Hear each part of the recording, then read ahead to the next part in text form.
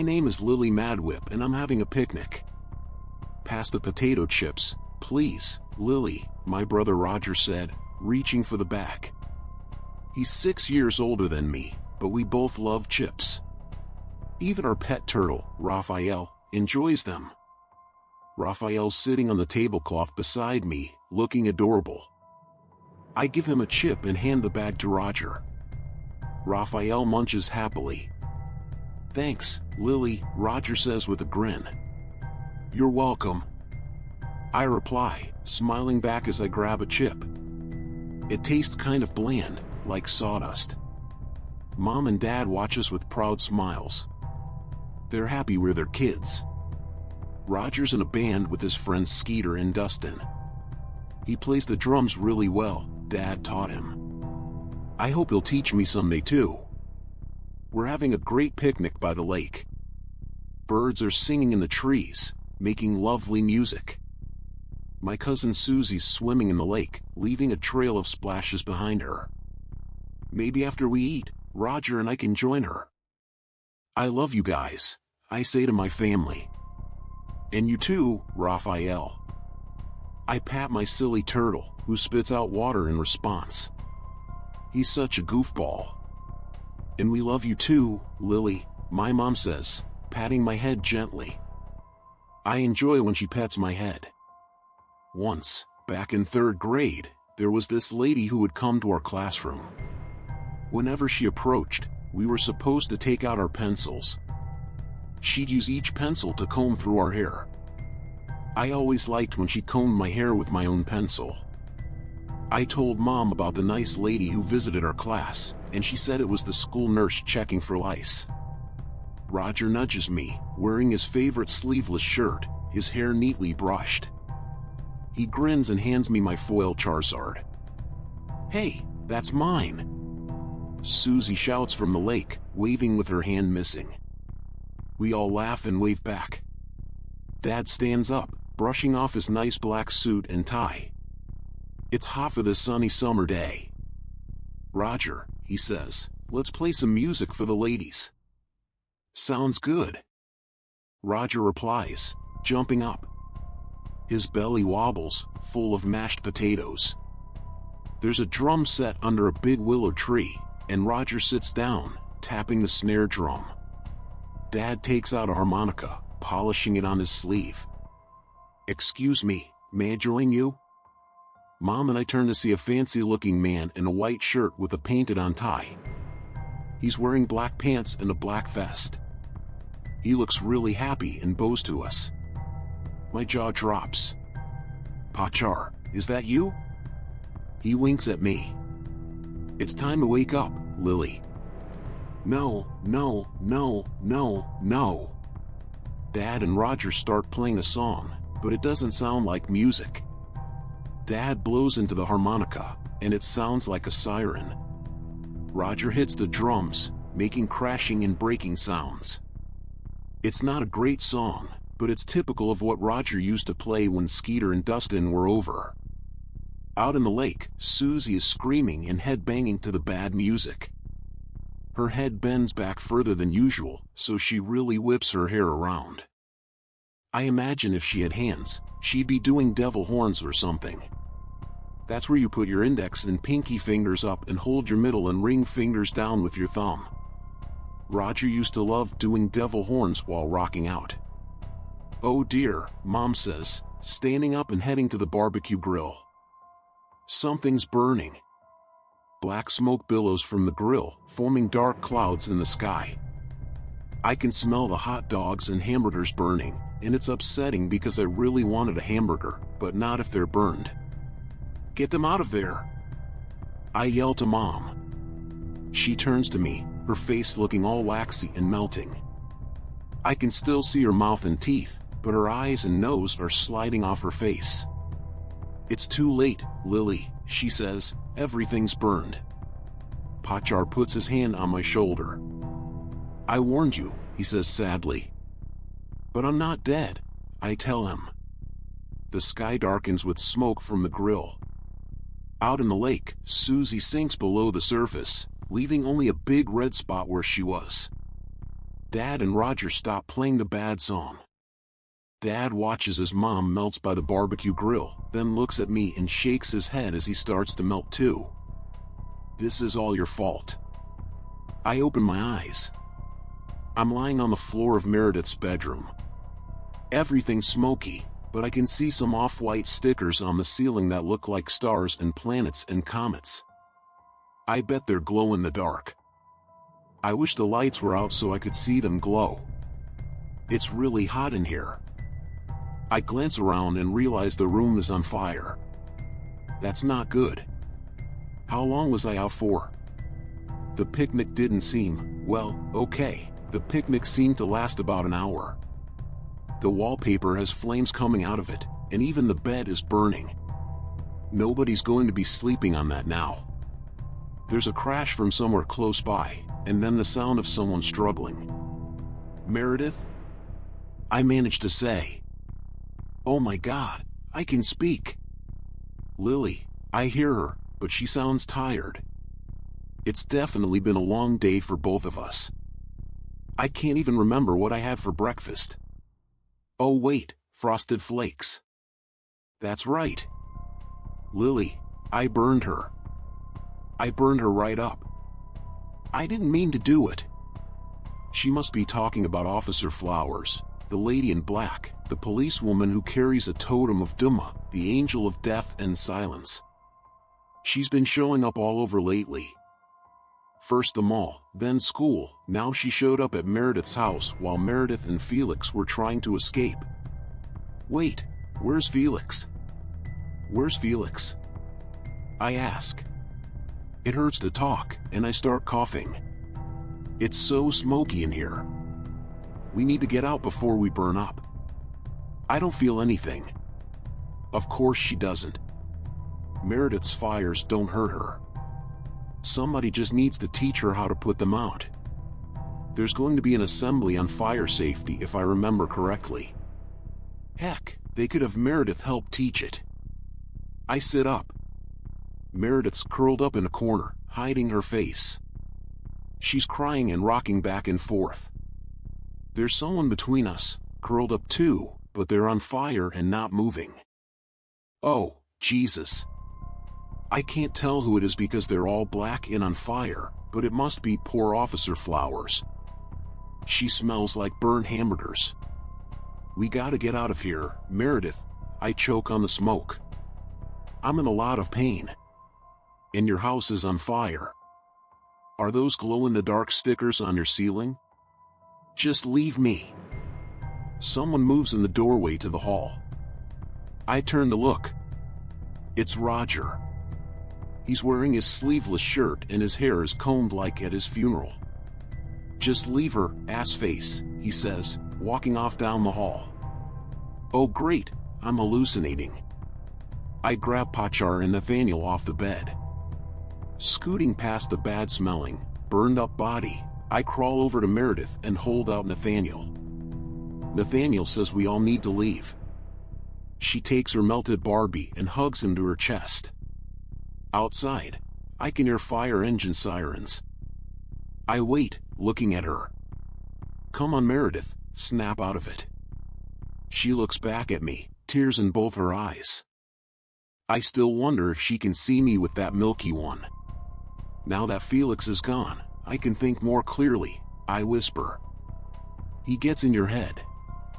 He makes you think things, and say things. He makes you tell your secrets, Meredith mutters. Something big falls over downstairs with a crash.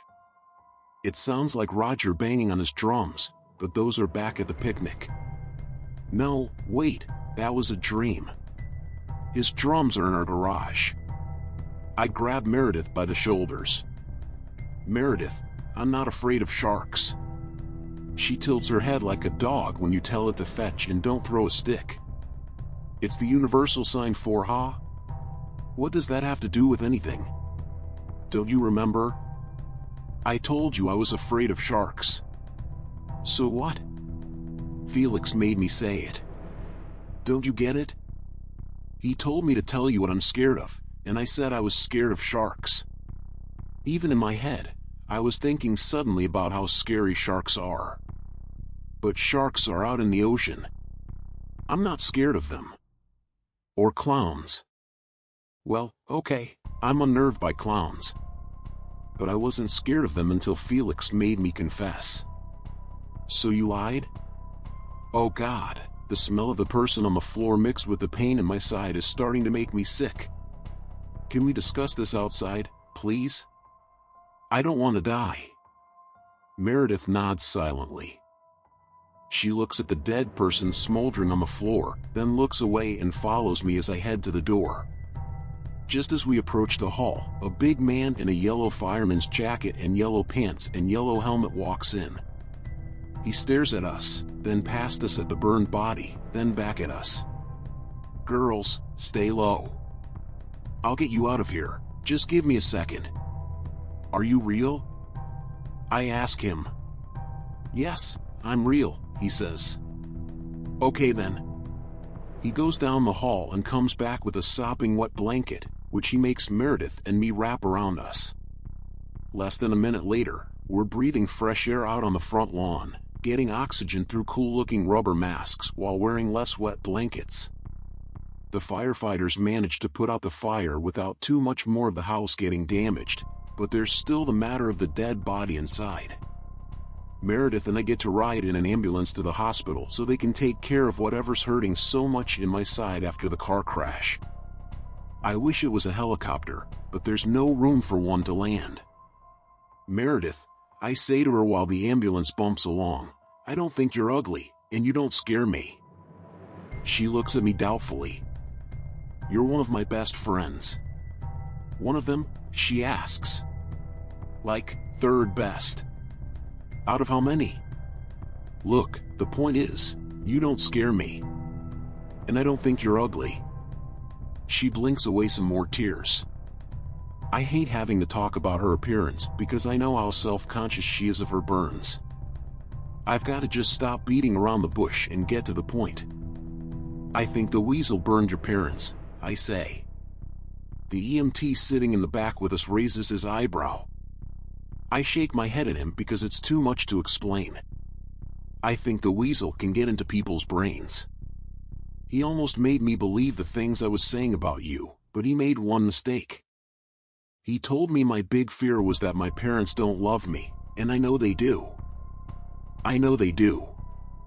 My parents love me. My dad just gave me a harmonica and is going to teach me how to play the drums. Lily? Meredith whispers. Yeah? She leans in close so the EMT can't hear her. It didn't make me happy when my parents died. I know I said I liked it, but I didn't. That wasn't me. I wish they were still alive. Even though they locked you in the basement? They never did. She covers her mouth to stifle a sob. I don't know why I said that. They didn't do that to me, they loved me. Maybe those are the weasel's secrets, I suggest. Maybe when he's around us, he can make other people believe his secrets are theirs. That would mean he did it, right? Do you think Felix killed my parents? Yeah, I do.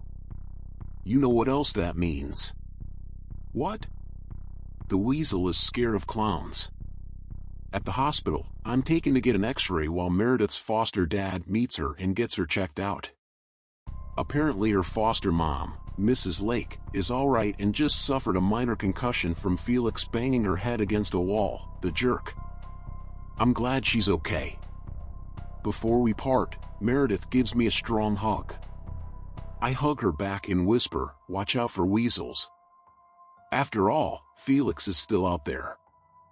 I hope he ran away to hide in a weasel den and leave Meredith and me alone for good, but someone like that, they're obsessed. I'm afraid he'll be back, and we'll have to deal with him again.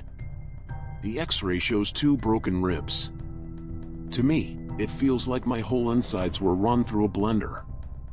They put some sticky bandages on me and tell me to just rest and not do any acrobatics. Also, avoid any more car crashes. That last part seems sadly harder to avoid than the first part. I've been in 2 serious ones in just 3 months, after all. On the other hand, you see, Pachar, you were telling me that things were going to end badly. I mean, I guess they did for Officer Flowers. I feel bad for her. I wish I knew what she was about. Duma said she wasn't there for me. I wonder who she was there for, because I don't think she went there for herself. Of course, with all us people and our totems and our angels together in the same place, it seemed to be scrambling the wires or something. Officer Flowers came for one of us and ended up being the one who died.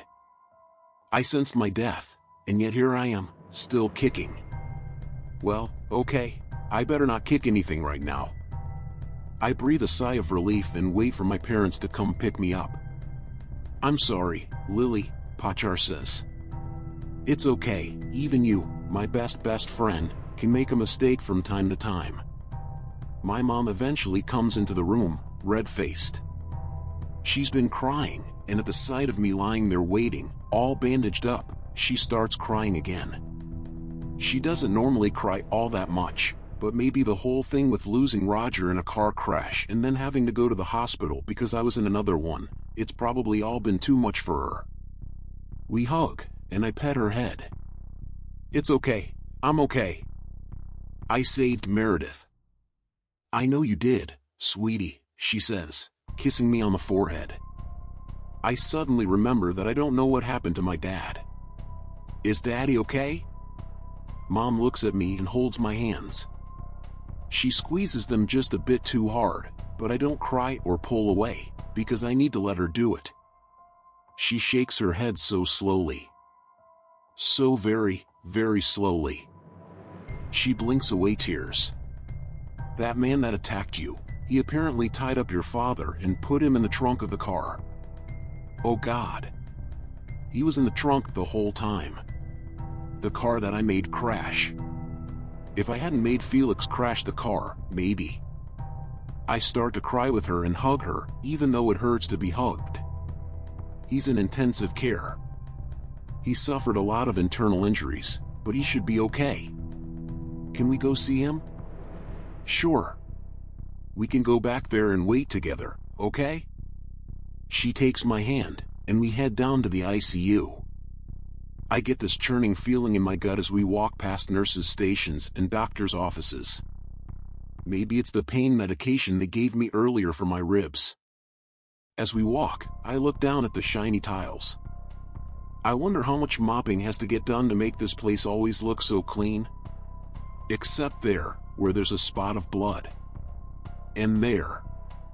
In fact, actually, there are a lot of blood splatters. It's becoming hard not to step in them. I'm surprised that Mom is just walking through it all carefree in her expensive shoes. Normally, if she gets even a scuff mark on them, she goes ballistic. I guess there are more important things than shoes at the moment. I mean, I know there is, but Mom doesn't always think so. The blood on the ground starts flowing under our feet, like it's fresh. I look up, and the hallway seems to be slowly flooding with bloody water.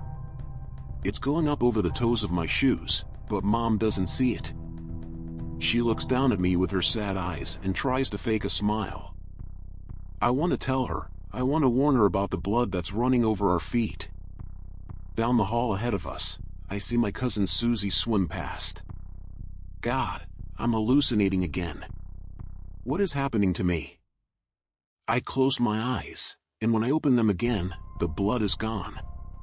The floor is clean and clear again. Moments later, we stop in front of a dimly lit room with a shaded window looking in. My dad is lying in a hospital bed with dozens of machines hooked up to him, and I can just make out someone standing next to him, leaning over, probably checking one of the many tubes or wires connected to him. My dad's face reminds me of Felix's, not in the weasel sense, but when I last saw Felix and his face was all bruised and there was blood running down from his hair.